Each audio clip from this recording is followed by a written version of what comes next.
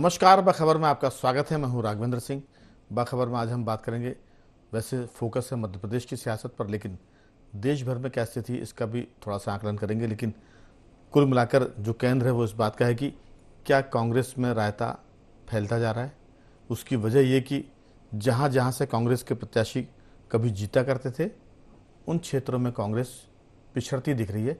पिछड़ने का तात्पर्य इस बात से है कि वहाँ के पूर्व के विधायक, पूर्व के सांसद या वर्तमान में जो सांसद हैं वो पार्टी छोड़ छोड़कर बीजेपी को ज्वाइन कर रहे हैं। हम कह सकते हैं कि लोकसभा चुनाव मतदान के पहले कांग्रेस के किले ढह रहे हैं, रायता फैल रहा है। आप जो भी शब्दों का इस्तेमाल करें, लेकिन अगर किले टूटने से नहीं बचाए गए तो फिर कैसे कांग्रेस का प्रदर्शन बेहतर होगा। और उसकी खास बात है कि अगर किले टूटते हैं तो फिर उसको बनाने में बड़ा वक्त लगता है। आज हम इस पर की बात करें कि अगर राष्ट्रीय स्तर की बात करें तो पंजाब में कांग्रेस के एक बड़े नेता जो बेअंत सिंह, वहाँ के पूर्व मुख्यमंत्री के पोते हैं, उन्होंने बीजेपी ज्वाइन की है। बड़ा नाम है वहाँ से। दूसरी बात है कि मध्य प्रदेश में जो हालत है उसमें विदिशा एक बड़ा संसदीय क्षेत्र है, चर्चित क्षेत्र है, क्योंकि यहाँ से पूर्व प्रधानमंत्री अटल बिहारी वाजपेयी, पूर्व विदेश मंत्री सुषमा स्वराज, और उसके साथ साथ हम कह सकते हैं कि जो बड़े नेताओं की बात करें तो वो तमाम या तो मुश्किल में हैं या फिर परेशानी में है कांग्रेस के लोग। इस पर विस्तार से बात करने के पहले आपको बता दें कि मध्य प्रदेश की 29 सीटों में से 6 सीटों पर अभी भी निर्णय नहीं हुआ है, और ये जो 6 सीटों का निर्णय है, अनिर्णय, वो कांग्रेस की कमजोरी को दिखाता है कि आखिर कांग्रेस इतना पिछड़ क्यों रही है। इसलिए हमने कहा कि वहाँ रायता फैल रहा है, वहाँ किले टूट रहे हैं। इस पर चर्चा करेंगे विस्तार से। चर्चा में आपको बता दें कि हमारे साथ स्काइप पर जुड़े हैं दिल्ली से नागेंद्र परमार जी, सामाजिक कार्यकर्ता। टेलीफोन लाइन पर हमारे साथ जुड़े हैं मध्य प्रदेश के वरिष्ठ पत्रकार रघुवर दयाल गोहिया जी, और जल्दी स्टूडियो में आएंगे हमारे वरिष्ठ पत्रकार साथी योगीराज योगेश जी। चर्चा की शुरुआत करेंगे हम नागेंद्र जी आपके साथ। दरअसल पंजाब का जो मामला है वो ये बताता है कि कल तक पंजाब में बीजेपी कमज़ोर थी, आज भी देखें तो नतीजे के हिसाब से तो कमज़ोर है, लेकिन जो उसकी रणनीति है, अकाली दल के साथ गठबंधन नहीं करना, अपनी दम पर चुनाव लड़ने की बात करना, और उसमें कांग्रेस के वरिष्ठ नेता बेअंत सिंह, जो पंजाब के मुख्यमंत्री भी रहे हैं, जिनके एक कहेंगे सिर पर इस बात का ताज है कि उन्होंने पंजाब को आतंकवाद से मुक्ति दिलाने में बड़ा काम किया था। मुख्यमंत्री बेअंत सिंह और पुलिस महानिदेशक केपीएस गिल, जो सुपर कॉप माने जाते थे, आतंकी गोली मारे उसके पहले सुरक्षा बल उन्हें गोली मार दे, इस नीति पर काम किया था। उसके चलते पंजाब को खालिस्तानी आतंकवादियों से मुक्त कराया था। तो ऐसे मुख्यमंत्री रहे बेअंत सिंह के पोते का बीजेपी माना राष्ट्रीय स्तर पर, ये बड़ी बात है। इस पर हम इसलिए फोकस कर रहे हैं क्योंकि पंजाब बेअंत सिंह के पोते, खालिस्तानी से लड़ने वाले मुख्यमंत्री के वो पोते हैं, और उसके साथ साथ खुद जो वहाँ जिनकी हम बात कर रहे हैं, बिट्टा जी नाम है उनका, वो सब क्या दर्शाता है राष्ट्रीय स्तर पर कांग्रेस में जो रायता फैल रहा, जो भगदड़ मची है, उसे आप कैसे देखते हैं नागेंद्र जी? देखिए, आजाद भारत के आजाद होने के बाद में देश के सबसे लंबे समय तक जो पार्टी सत्ता में रही है कांग्रेस, जी, उसमें से पूर्व से लेकर पश्चिम तक, उत्तर से लेकर दक्षिण तक शायद ही कोई ऐसा राज्य बचा है जिसमें कांग्रेस के कद्दावर नेताओं ने पिछले करीब तकरीबन 10 सालों में पार्टी को अलविदा नहीं कहा है। जी, और मैं ये नहीं मानता कि जैसे अधिकतर नेताओं पे आरोप लगते हैं कि वो सत्ता लोलुप है, सत्ता का सुख भोगा उन्होंने कांग्रेस के शासनकाल में और अब वो कांग्रेस को छोड़ के जा रहे हैं। तो ऐसा नहीं है कि सभी जो नेता छोड़ के जा रहे हैं उनको सत्ता का ही मोह है या वो सत्ता में रहना पसंद करते हैं। जी, कहीं ना कहीं कांग्रेस हाईकमान के साथ संवेदनहीनता की स्थिति, उनकी उपेक्षा करना, उनकी बातों को और विचारों को ना सुनना एक बड़ा कारण होता है। देखिए, होता क्या है कि किसी भी राजनीतिक दल की असली जो ताकत होती है वो उसके जमीनी कार्यकर्ता और क्षेत्रीय छत्रप होते हैं, जी, जिनकी वजह से पार्टी आम जन में अपनी बातों को पहुंचाती है, अपने विचारों को पहुंचाती है, और वही बातें और विचारें नींव बनती है उस पार्टी के सत्ता में आने की, चाहे राज्य में हो चाहे केंद्र में हो। जी लेकिन कांग्रेस के साथ पिछले 10 सालों में ये बहुत ही बुरी स्थिति है कि हाई कमान के साथ नेताओं की जो क्षेत्रीय छत्रप है उनका सामंजस्य नहीं बैठ पा रहा। सामंजस्य क्यों नहीं बैठ पा रहा? क्योंकि उनकी बातों को, उनके विचारों को पहुंचा ही नहीं पा रहे हैं वहां। और संवादहीनता की स्थिति ने ऐसी स्थिति पैदा करती है कि धीरे धीरे सभी जो नेता हैं कांग्रेस के, जो छोड़ के जा रहे हैं, वो नेता पार्टी को अलविदा कहने के लिए मजबूर हो जाते हैं। जी। आप हर छोड़ने वाले कांग्रेस का जो छोड़ के जा रहा है, उस हर नेता की अगर आप बात सुनेंगे तो उसमें कहीं ना कहीं उनका दर्द, उपेक्षा का, उनको उनकी बात ना सुने जाने का, उनके विचारों को नहीं सुने जाने का, उनकी रणनीतियों को नहीं माने जाने का जो है दिखता है, दंश दिखता है कि वो किस उपेक्षा से गुजरे हैं करने के लिए। और यही कारण है कि ना सिर्फ बुजुर्ग और कांग्रेस के वरिष्ठ नेता, युवा तुर्क भी धीरे धीरे, बहुत लंबी फहरिस्त है, फहरिस्त इतनी लंबी है पूरे देश की कि शायद ये कार्यक्रम का समय खत्म हो जाएगा लेकिन वो फहरिस्त खत्म नहीं होगी। तो इसके लिए कांग्रेस को तत्काल आत्ममंथन की जरूरत है जी। उसको पुनर्विचार करने की जरूरत है कि क्यों वो अपने नेताओं की को छोड़ के जाने दे रही है, क्यों उनकी बातें नहीं सुन रही है, क्यों नहीं उनके विचारों को वो सुनने को तैयार है। नागेंद्र जी, दरअसल जो कांग्रेस का थिंक टैंक है, जो खबरें छन के आती बाहर, वो ये कि हम 2024 की तैयारी नहीं कर रहे हैं, हम 2029 की तैयारी कर रहे हैं। अब इस पर कोई जवाब नहीं, क्योंकि अगर आप 2029 की तैयारी कर रहे हैं तो सामने जो चुनौती उसको आप अनदेखी कर रहे हैं। उस अनदेखी में अगर हम बात करें तो जिसका मैंने जिक्र किया था कि रवनीत सिंह बिट्टू जो हैं वो 2009 में आनंदपुर साहिब सीट से लोकसभा के से चुने गए थे। वो उसके बाद वो 2014 में भी उन्होंने इलेक्शन जीता, 2019 में वो लुधियाना से सांसद बने। ये एक नाम है। अगर हम चर्चा करेंगे तो ऐसे दर्जनों नाम मिल जाएंगे, एक दर्जन, हम सब्जी भाजी की तरह दर्जन नहीं गिन रहे हैं। 12 से अधिक पूर्व मुख्यमंत्रियों ने कांग्रेस छोड़ दी है। ये छोटा फिगर नहीं है। और छोड़ने वाले अगर 12 पूर्व मुख्यमंत्री हैं तो फिर जो कांग्रेस के लोग 2029 की रणनीति पर काम कर रहे हैं उनकी बुद्धि को हम प्रणाम कर सकते हैं। क्योंकि अगर आप सामने की चुनौती को आंख बंद करके अनदेखी कर रहे हैं और 29 की तैयारी कर रहे हैं, 29 तक कुछ बचेगा तब तो आप कुछ लड़ पाएंगे। हमने चर्चा की शुरुआत पंजाब से इसलिए की क्योंकि एक बड़ा नाम है रवनीत सिंह बिट्टू।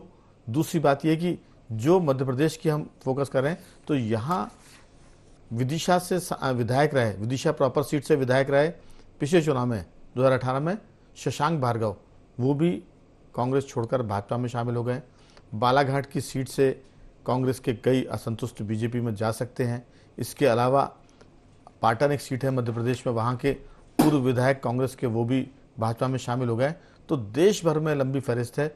6 मध्य प्रदेश की जो लोकसभा सीट है वहाँ कांग्रेस कोई निर्णय नहीं कर पाई है। तो जो कांग्रेस के निर्णायक लोग हैं, जो कांग्रेस को चला रहे हैं, वो जिस भी ख्याल में हो, अभी जो वर्तमान में स्थिति उसमें तो रायता फैल रहा है और कुछ समेटता हुआ दिख नहीं रहा है। हमारे साथ योगराज जी जुड़ गए हैं। योगराज जी, मैं आपके पास सबसे अंत में आऊँगा। हमारे साथ टेलीफोन लाइन पर जुड़े हुए हैं मध्य प्रदेश के वरिष्ठ पत्रकार श्री रघुवर दयाल गोहिया जी। गोहिया जी, कांग्रेस का नेतृत्व, हम लोग प्रतिपक्ष को चाहे जितनी मदद करें, क्योंकि मीडिया का मतलब ही होता है प्रतिपक्ष, लेकिन प्रतिपक्ष में हम कांग्रेस को भाजपा के बाद दूसरी बड़ी पार्टी मानते हैं, उसका स्थायी वोट बैंक है। लेकिन लगातार कांग्रेस के भीतर जो घट रहा है वो सबको निराश करने वाला है। और उस निराशा के चलते कांग्रेस के बड़े नेता, छोटे नेता, कार्यकर्ता, यानी बड़े, मध्यम और छोटे सभी निराशा में है। और कांग्रेस में एक तरह से अगर अब बीजेपी की टर्मिनोलॉजी की बात करें तो वो कहती कि भगदड़ मची हुई है। हम बात करें तो रायता फैल रहा है। आपको क्या लगता है, ये रायता सिमटेगा, ये भगदड़ रोकेगी? कांग्रेस के जो किले ढह रहे हैं, वो दिग्गज जो पार्टी छोड़ के जा रहे हैं, आखिर ये जो स्थिति है वो भाजपा को कितना मजबूत कर रही है और कांग्रेस को कितना कमजोर कर रही है और नतीजे की किस तरफ ले जा रही है? रघुवर जी। राघवन जी, देखिए, अभी मैं नागेंद्र वर्मा जी को बड़े ध्यान से सुन रहा था। नागेंद्र परमार जी, कांग्रेस जी, नागेंद्र परमार जी, जी, सॉरी, नागेंद्र परमार जी को मैं सुन रहा था। उन्होंने कांग्रेस छोड़कर जाने वाले नेताओं के संदर्भ में जो बातें कही है, मैं उनसे बहुत ही सहमत हूँ। जैसे कांग्रेस के कई बड़े नेता 10 साल में कांग्रेस छोड़कर जा रहे, चले गए हैं और अभी भी जा रहे हैं। और ये जो जावक है या ये जाने की जो गति है वो अब चूंकि लोकसभा चुनाव सर पर आ गए तो और तेज हो रही है और आगे और होगी। जी। तो इसके पीछे जो मुख्य कारण है वो बिल्कुल सही बात उन्होंने कही कि जो शीर्ष नेतृत्व है अब उसकी क्षमताओं पर और उसकी सक्रियता पर और उसकी रणनीति पर बहुत बड़े सवाल जो है पैदा कर रहा है।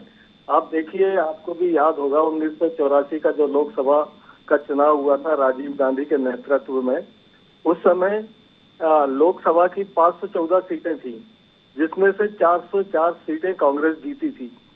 और बाद में जो 10 विलंबित चुनाव हुए थे, टोटल चुनाव हुए थे, उसमें 10 सीटें भी कांग्रेस जीती थी, जो अपने आप में एक रिकॉर्ड है अभी तक। फिर ऐसा अचानक क्या घटित हो गया? उतना बहुमत तो जवाहरलाल नेहरू जी को भी शायद लोग कहते हैं कि नहीं मिल पाता अगर वो 84 में इलेक्शन लड़ते तो, या उसके आगे पीछे लड़ते। जी।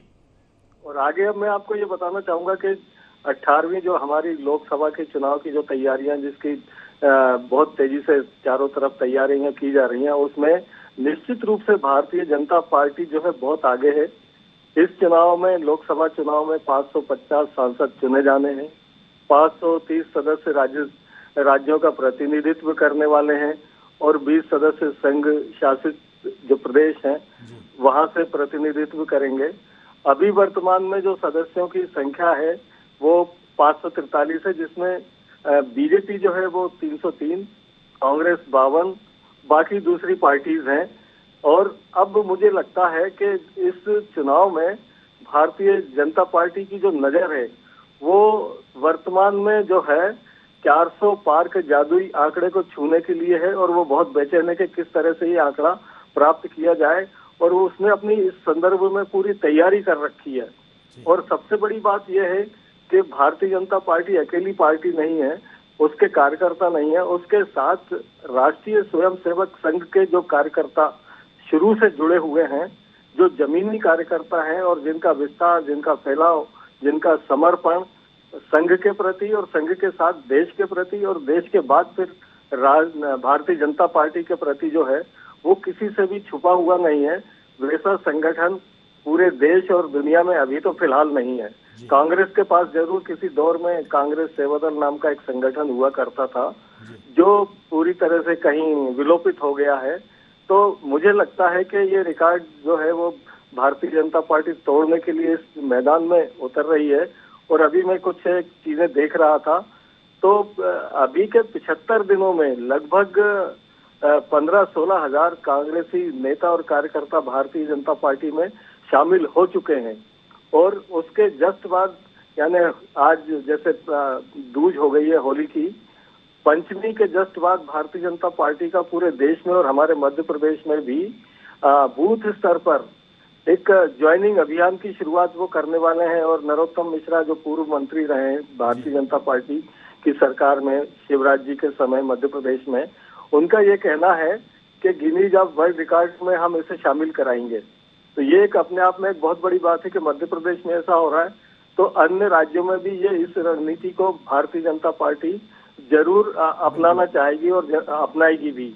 ऐसी स्थिति में कांग्रेस की जो तैयारी है वो बिल्कुल शून्य है, कहीं भी उसकी तैयारी दिख नहीं रही है। अभी आपने देखा होगा कि तत्काल जो है कांग्रेस ने कुछ जिलाध्यक्षों को बदल दिया है, उसमें हमारे सीहोर जिला भी शामिल है। सीहोर जिले के जो जिला अध्यक्ष रहे बड़े सक्रिय थे, उनके स्थान पर एक युवा कांग्रेस के नेता को जो है शामिल अध्यक्ष बना दिया गया है। तो आप जानते हैं कि यहाँ जो अध्यक्ष हैं वो माननीय पूर्व मुख्यमंत्री कमलनाथ जी के बड़े नजदीकी हैं, बलवीर तोमर, डॉक्टर बलवीर तोमर।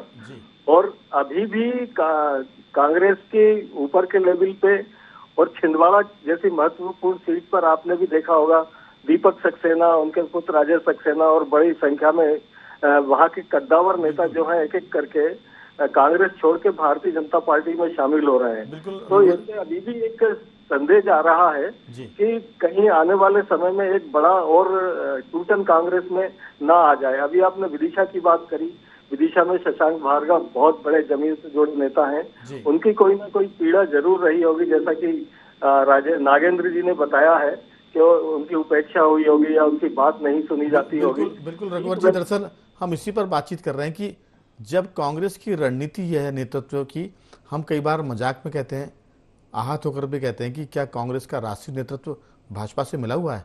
क्योंकि बीजेपी को मदद हो, बीजेपी को बढ़त मिले, ऐसे सारे उपक्रम, ऐसे सारे काम कांग्रेस का राष्ट्रीय नेतृत्व कर रहा है। जैसे आपने कहा कि सीहोर जिले के बहुत सक्रिय अध्यक्ष डॉक्टर बलबीर तोमर को हटा दिया, तो इसके बाद जो देश का सीन है, हम उसी सीन पर बात कर रहे हैं कि अच्छा भला काम कर रहे थे कैप्टन अमरिंदर सिंह पंजाब के मुख्यमंत्री के रूप में। आपने उनको जैसे ही हटाया वैसे ही कांग्रेस का किला पंजाब में ढह गया। अब जब ये सब किले ढहेंगे और इसके बाद जैसे ही नतीजे आएंगे तो पूरी एक ब्रिगेड जो है इस बात का काम करेगी कि ईवीएम ने हरा दिया। ईवीएम तो खुद ही हम बने जा रहे हैं। ईवीएम का काम जो आरोप लगते हैं वो काम तो खुद कांग्रेस कर रही है कि भाजपा 400 के पार हो जाए, और कहीं कहीं लगता है हमको कि शायद बीजेपी 400 के पार नहीं जाएगी, वो 400 के भीतर रहेगी। तो ये जो घटनाएं हैं कांग्रेस के नेतृत्व की और जो जिस ढंग से उपेक्षा हो रही है पार्टी के नेताओं की, उस वजह से हमें लगता है कि कांग्रेस भाजपा को 400 पार कराने के अभियान में खुद जुटी हुई है। तो जब कांग्रेस जुटी है तो फिर कांग्रेस बीजेपी के 400 पार तो हो ही जाएंगे। ईवीएम पर दोष मढ़ने की हमें लगता है कि जरूरत नहीं है। कांग्रेस का राष्ट्रीय नेतृत्व खुद ईवीएम मशीन बना हुआ है, जिसमें बटन दबा रहे हैं कांग्रेस के लोग पंजे की, और राष्ट्रीय नेतृत्व निकाल रहा है कमल का फूल, क्योंकि उनके लोग कांग्रेस से निकल के कमल के फूल की तरफ जा रहे हैं। चाहे वो हम इनकी बात करें, रवनीत सिंह बिट्टू की बात करें, पंजाब के पूर्व मुख्यमंत्री की, इसके पहले पंजाब के पूर्व मुख्यमंत्री अमरिंदर सिंह भाजपा ज्वाइन कर ही चुके हैं। तो ये एक लंबी फहरिस्त है। मध्य प्रदेश में भी बहुत टूटन हो रही है। तो मैं पूछूंगा योगी राज जी से कि योगी राज जी, ईवीएम को दोष तो अब हर पार्टियां मिलकर देंगी, लेकिन विपक्ष और कांग्रेस खुद चाहती है कि भाजपा के 400 पार का आंकड़ा पूरा हो जाए, और उसके लिए सारे घटनाएं जो एक पहले से दिखता है ना, पूत के पांव पालने में दिख जाते हैं, तो प्रतिपक्ष के पांव, कांग्रेस के पांव दिख रहे हैं कि वो भाजपा को 400 पार कराने की रणनीति पर उतना काम कर रही है जितना शायद भाजपा भी नहीं कर रही होगी। आपकी राय? सही कह रहे हैं राघवेंद्र जी आप। और अब इस बात पर कुछ कांग्रेस के समर्थक बुरा मान सकते हैं, लेकिन हम तो वो चीज बता रहे हैं जो अंधे को भी दिखाई देगी और बहरे को भी सुनाई पड़ेगी। जी नहीं, लेकिन बस ये है कि कांग्रेस नेतृत्व को दिखाई नहीं दे रही वो। जी। और बड़ी महत्वपूर्ण बात है कि चुनाव के बाद आफ्टर इलेक्शन सब लोग यही, विपक्ष का एक ही काम बचता है, ईवीएम का।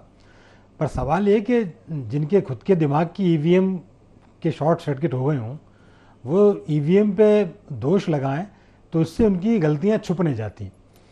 और ये जो डिक्लाइन हुआ है राघवेंद्र जी, ये कोई एक दिन की कहानी नहीं है। कांग्रेस ने इस पर लंबी मेहनत की है, बहुत मशक्कत की, तब कांग्रेस की इतनी 12 बजपा रही है। हाँ, बिल्कुल सही बात है। और उसमें अभी भी वो कोई कोर कसर बाकी छोड़ नहीं रहे। अब वो कांग्रेस का वो झंडे का वो डंडे ही टूट चुका है कि जिसके झंडे के नीचे आके लोग एकजुट हो सकें। वो लीडरशिप ही नहीं बची कि जिसके बैनर तरह लोग आके महसूस कर सके कि नहीं अब हम सही दिशा में जा रहे हैं। बात को बीच में रोकूंगा योगीराज जी। जब कांग्रेस के सब नेता तो उसमें शामिल थे, एक G23 ग्रुप अलग हो गया, गुलाम नबी आज़ाद वाला, जो उनके साथ लोग चले गए थे, उसके बाद से कांग्रेस की गंगा में बहुत पानी बह गया। कैप्टन अमरिंदर सिंह सहित 12 पूर्व मुख्यमंत्री कांग्रेस छोड़ चुके हैं। जब ये सब कांग्रेस में थे तब भाजपा के 303 आए थे। अब ये सब कांग्रेस छोड़कर चले गए और छोड़ते लोग जा रहे हैं। तो 404 होने में, 414 होने में हमें लगता है कि बहुत जादुई आंकड़ा ऐसा आएगा कि लोग बोलेंगे इसमें तो ईवीएम का घोटाला जरूर है, वरना ऐसा कहीं गजब होता है क्या? ये गजब की तैयारियां तो खुद कांग्रेस शुरू कर रही है। जी नहीं, कांग्रेस के जो नेता हैं वो बातचीत में बोलते भी हैं कि यदि ईवीएम ठीक ठाक रही तो हम इस बार सरवाइव करेंगे। तो मतलब आपको पहले से ये लगने लग गया है कि एक बहाना आपका पहले से तैयार है कि यदि ऐसे ही मैंडेट आया जैसे कि मध्य प्रदेश की इलेक्शन में आया, अभी विधानसभा के 163 के आसपास आप मैंडेट मिला, तो फिर ये यही कहेंगे देखिए साहब वो तो इलेक्शन ईवीएम की वजह से ये सारा घपला हुआ है। आप देखिए कि 1984 की बात बहुत होती है कांग्रेस को लेकर, 400 के पार कांग्रेस चली गई थी, लेकिन उसके बाद जितने चुनाव हुए उन चुनाव में कभी कांग्रेस 200 के पार नहीं पहुंच पाई है। ये कांग्रेस के लिए बहुत अलार्मिंग सिचुएशन था आफ्टर 1984, लेकिन उसको उन्होंने बहुत हल्के में लिया। पहले एक स्टेट गया तो उन्होंने कहा ठीक है, इतने में से एक दो चलेगा तो क्या दिक्कत जाती है। फिर 10-20 नेता गए, उन्होंने कहा ठीक है बहुत बड़ा समुद्र है कांग्रेस, इसमें से 2-4 लोग चले भी जाएंगे। तो ये जो लापरवाही है, ये जो नेग्लिजेंसी है, या जो उदासीनता का जो माहौल है कि इनके जाने से क्या फर्क पड़ता है, कांग्रेस तो विचारों की पार्टी है, कांग्रेस में कांग्रेस ने आज़ादी की लड़ाई लड़ी है। लेकिन अब वो विचार ही खत्म हो गया, वो कांग्रेस में ही वो दम नहीं बची जी। लोगों को ये भरोसा ही नहीं रहा कि हम संघर्ष करें तो किसके लिए करें। या कई लोग इस बात के लिए तैयार रहते हैं कि नहीं भाई हम डट के मुकाबला करेंगे, भविष्य हमें इसका भविष्य बहुत उज्जवल नजर आता है। जी। इस आशा में लोग चने खा के भी लगे रहते हैं। लेकिन अब वही उम्मीदें एक तरह से ना खत्म तो हो चुकी हैं। भविष्य की उज्ज्वलता दिख रही है और ना चने खा के संघर्ष करने वाले कार्यकर्ता बचे और ना ऐसे लोग हैं जो सीने पर गोली खाएंगे। और उनके लिए कोई ऐसा महात्मा गांधी नहीं कांग्रेस में जिसके आह्वान पर वो अहिंसा का आंदोलन करे और गोलियां खाएं और काम करें। लेकिन नागेंद्र जी, मुझे इस पूरी आज की चर्चा में एक छोटी सी कहानी याद आ रही है। एक परिवार में एक बेटा था जो अमीर परिवार का बेटा था और वो बहुत पैसे खर्च करता था। उसके पिता बड़े परेशान थे कि इसकी जो आदत है फिजूल खर्ची की वो कैसे दूर की जाए। संक्षेप में ये कि उन्होंने उससे कहा कि तू 10-15 दिन खुद कमा कर ला और फिर खुद खर्च कर। बेटे को उन्होंने घर से बाहर निकाल दिया और कहा कि 15-20 दिन में तू जो कमा कर लाएगा उसी को तू खर्च करेगा। वो अमीर बाप का बेटा था, कभी वो स्टेशन पर जाकर कुलीगिरी का काम करता था, कभी वो हमाली का काम करता था, कभी कुछ करता था। और जब वो पैसे कमा के लाता था तब उसके पिताजी उसको बोलते थे कि जा इस पैसे को तू कुएं में डाल के आ जा, क्योंकि उसके पहले वो अपने पैसों को इसी तरह बर्बाद करता था अपने पिता की कमाई को। जब वो खुद कमा के लाता था 10 पैसे, 5 पैसे, 2 पैसे, और उससे कहा गया कि तू इस पैसे को कुएं में डाल के आ, तो वो एकदम पिताजी से बोलता है कि मैं नहीं डाल सकता क्योंकि मैंने इसको मेहनत से कमाया। सवाल है कि कांग्रेस की जो लोकप्रियता थी, जो उसकी ताकत थी, उसको जिन लोगों ने कमाया था वो चले गए। अब जो कांग्रेस का नेतृत्व कर रहे हैं वो कांग्रेस में उन्होंने अपना कुछ नहीं कमाया। इसलिए जैसा ये कर दे कि युगराज जी कह रहे थे कि 2 स्टेट चली गई, 1 स्टेट चली गई, 10 लीडर चले गए, 15 चले गए, कोई फर्क नहीं पड़ रहा, क्योंकि जो नेतृत्व है उसने स्टेटें जीती नहीं है, उसने बड़े नेताओं को पार्टी में शामिल नहीं किया है, उसने नेताओं को बड़ा नहीं बनाया, इसलिए कोई फर्क नहीं पड़ रहा। मुझे वो कहानी इस संदर्भ में याद आ रही है। मैं कांग्रेस को नहीं फोकस कर रहा हूँ, लेकिन ऐसा लगता है कि कांग्रेस का जो नेतृत्व है उसे इस बात का रंज नहीं है, इस बात का दुख नहीं है कि जो पार्टी हम उनके बुजुर्गों ने बनाई थी वो एक एक करके जिस राज्य से हारती है वो दोबारा नहीं लौटती है। हमारे पास कुछ नेताओं के नाम है कि ज्योतिरादित्य सिंधिया 2020 में कांग्रेस छोड़ गए थे। यूपी में जितिन प्रसाद जो पीलीभीत से भाजपा ने प्रत्याशी बनाए वो 2021 में कांग्रेस छोड़ गए थे। असम कांग्रेस की प्रमुख चेहरा थी सुष्मिता देव, वो 2021 अगस्त में कांग्रेस छोड़ के टीएमसी में शामिल हो गई थी। नवंबर 2021 में पंजाब के मुख्यमंत्री रहे कैप्टन अमरिंदर सिंह भाजपा में शामिल हो गए थे। पूर्व केंद्रीय मंत्री आरपीएन सिंह 2022 में भाजपा में शामिल हो गए थे।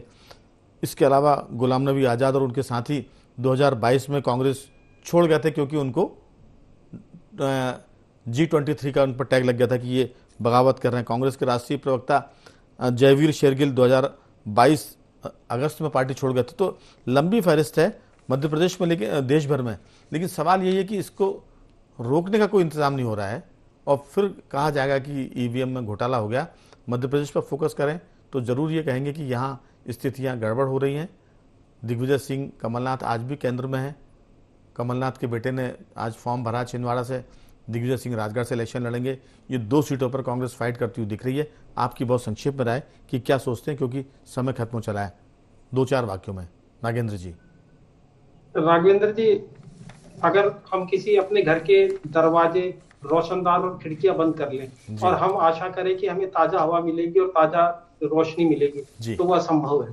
कांग्रेस ने अपने सारे दरवाजे बंद कर रखे हैं अपने नेताओं के लिए, अपने कार्यकर्ताओं के लिए। ना उनकी बात सुनने को वो तैयार है, ना उनके विचार सुनने को तैयार है, ना उनसे और किसी तरह की वो कनेक्टिविटी। नागेंद्र जी, अच्छे विचारों के लिए दरवाजे बंद कर दिए और जो पार्टी में अच्छे लीडर हैं उनको बाहर जाने के लिए दरवाजे खोल के रखें। अगर हम उसको 2 वाक्यों में कहें तो ऐसा लगता है, और ये स्थिति कांग्रेस की दिख रही है। और कुछ कहेंगे आप इस पर?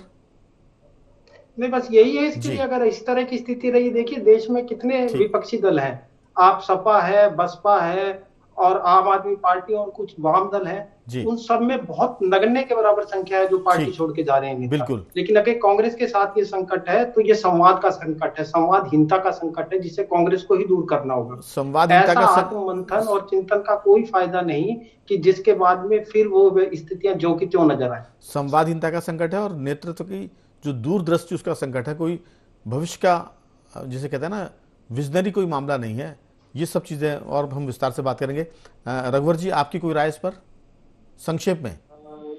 मैं सिर्फ इतना ही कहूंगा कि हमारे भारत जैसे बहु विविध चीजों के देश में, जहाँ अलग अलग तरीके से संस्कृति है, सभ्यताएं हैं, जाति है, धर्म है, जी जी, और हमारे देश की जो सबसे बड़ी खूबी है वो है इस देश का संविधान और लोकतंत्र।